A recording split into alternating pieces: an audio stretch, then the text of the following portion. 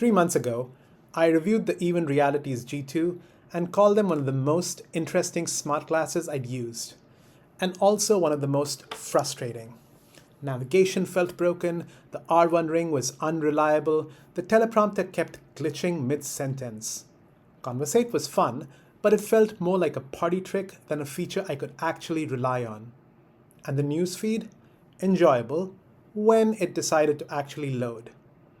Honestly, I was starting to wonder if it was time to move on. But then, last week, Even dropped Conversate 2.0 and the Even Hub announcement. It changed the entire conversation. Pun intended. So, today I'm not re-reviewing the entire product. I'm retesting the exact things that held it back and stress testing the new stuff to answer one question. After 3 months, do these glasses finally work? Let's start with the teleprompter. You load a script, it scrolls in your line of sight. Nobody knows you're reading. Killer app when it works. Last time, all 3 scrolling modes had issues. AI mode lost sync. Timed mode froze. Manual scrolling was inconsistent. So, can I finally trust it?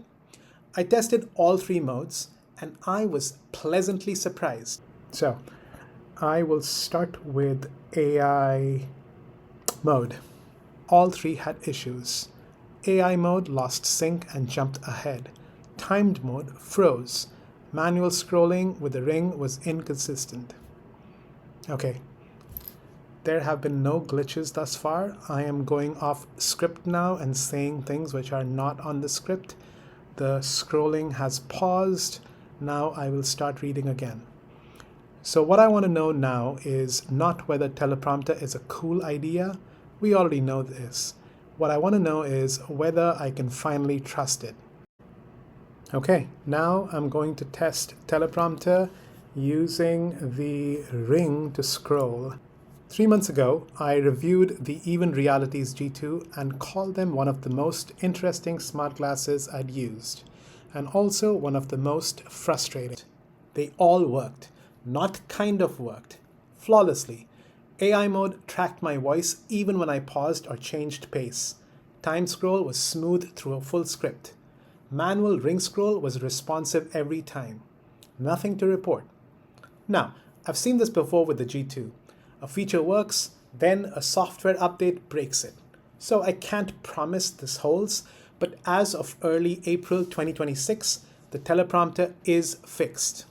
And a quick note on the R1 ring. Throughout all my testing, teleprompter, menus, everything, the ring worked exactly as it should as a controller. Responsive, consistent, no disconnects. Navigation, the biggest disappointment before. Has it gotten better? I tested this in Europe during my translation trip and again in the US this week. The honest answer? It's inconsistent in a way that makes it hard to trust. In Europe, the arrow pointed the right way, that part worked. But about half the time, the distance updates just stopped refreshing. I'd be walking and the HUD would show the same distance from 2 blocks ago. I also noticed it correlated with whether the Even app was active on my phone. When the screen auto-locked, things would break. Testing it in the US this week, my first attempt was actually perfect. Hey, Even kept me walking directions to the closest Starbucks. Voice command worked, arrow correct, distances updated, and it kept going even when the phone locked.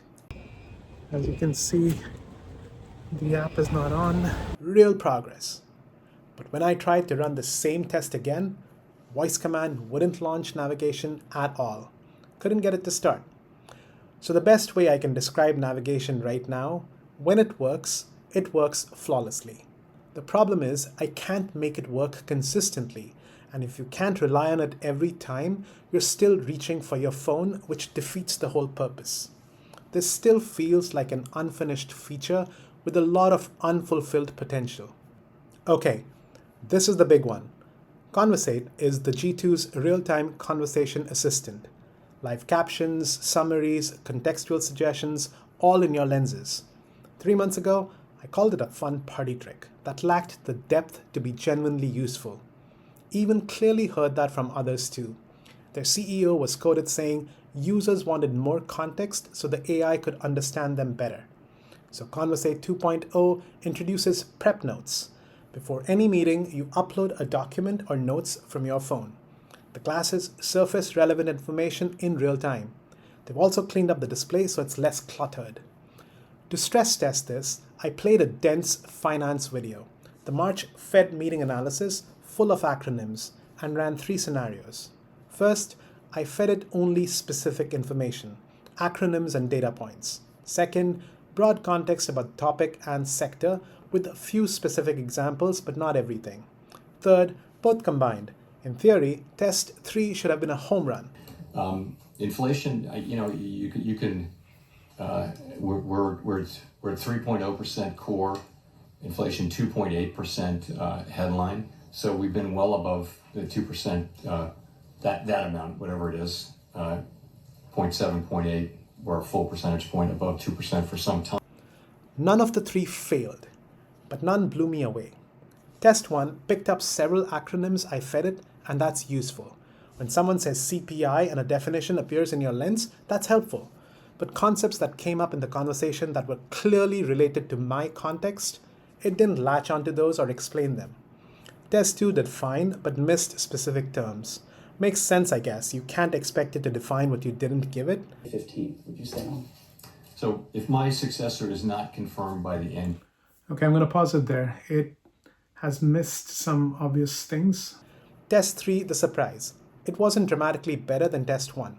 Giving it broad context and specific terms didn't produce noticeably smarter results than just terms themselves. So if my successor is not confirmed. Okay, so Test 3, not dramatically better than Test 1. It gave me some of the definitions.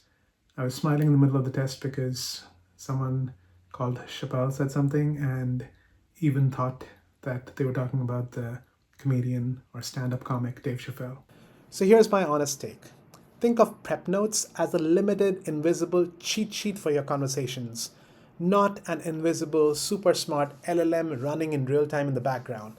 If you feed it exactly what you might need, it'll surface some of that at the right moment. That's useful, but it won't fill in gaps you didn't anticipate, and giving it broader context doesn't meaningfully help it figure things out on its own. Is it better than the original Conversate? Yes. Any context is better than none. But this is a step forward, not a leap. Now, I'm going to fly through the dashboard updates in a rapid round, but stick around for the section right after, because despite all these glitches, there is one specific reason these are still the only glasses I actually wear in public. And it's probably not the one you're expecting. Newsfeed. Still one of my favorite features, still frustratingly inconsistent. Sometimes it loads, sometimes it doesn't. I cannot figure out the pattern. Stocks. Actually improved. I tested US stocks, an index fund, foreign exchange, and crypto. All came through. Some progress. Calendar. Solid as ever. It just works. Notifications. There's this one. Watch what happens when I get a long text. You see it? Cut off mid-sentence. No way to tap in and read the rest. You can just see enough to know something important was said, but not enough to know what. So you pull out your phone anyway. Even, please, let me read my full text. So after all of that, the glitches, the features that still don't work, why do I still wear these 3 months later? First, they look and feel like normal glasses. 36 grams, comfortable all day, 2-day battery. I wear them morning to night and nobody knows. No other smart glasses I've tested pull that off. Second, no camera is a real advantage. In meetings, at dinners, anywhere camera glasses would make people uncomfortable, these just work. Nobody asks if you're recording. Third, translation. I tested 6 smart glasses for translation across Europe, and the G2 stood out for one reason: auto language detection. You don't tell it what language you're hearing, you just start a conversation and it figures it out. Fourth, the platform has real promise. The hardware is ahead of the software, and that's the better problem to have. Software gets updated, and with Even Hub launching this week, an open app platform with developers already building for it, the ceiling is about to get higher. if Even can't fix the newsfeed, I'm betting a developer out there will. One quick note on the R1 as a health tracker. I wore it alongside my iPhone and Pixel Watch across 2 separate tests. In Europe, the Ring counted about 16% fewer steps than the iPhone. In the US, the iPhone and Pixel Watch were within 4% of each other, but the Ring was over 22% short of both, consistently low by a meaningful margin. Great controller for the glasses, as a health tracker, directionally fine, but I wouldn't make decisions based on it. So, do they finally work? After 3 months, more things genuinely work. Teleprompter is fixed. Navigation got better. Translation is excellent. Conversate 2.0 is a step forward. The Ring as a health tracker is still broken. Navigation needs more work, and the newsfeed is inconsistent. But for the first time, more things moved forward than stayed broken. If you're buying these for translation and teleprompter, they deliver right now. For everything else, I'm more optimistic than I was, but I'm not fully there yet. I'll see you next time.